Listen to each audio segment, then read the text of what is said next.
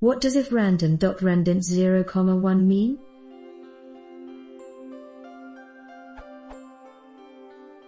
I was reading Foundation of Python Network Programming, 2nd edition, and I found in page 22 a sentence which confused me.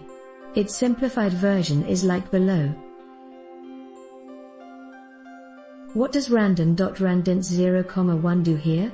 Does 0 equal false and 1 equal true here?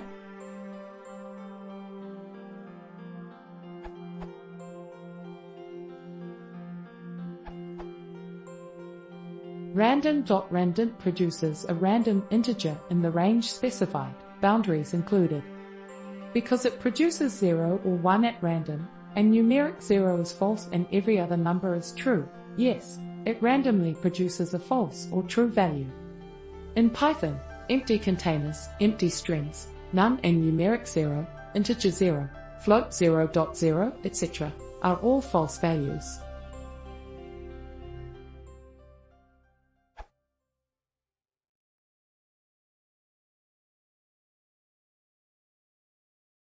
If you want to see more, just leave a video.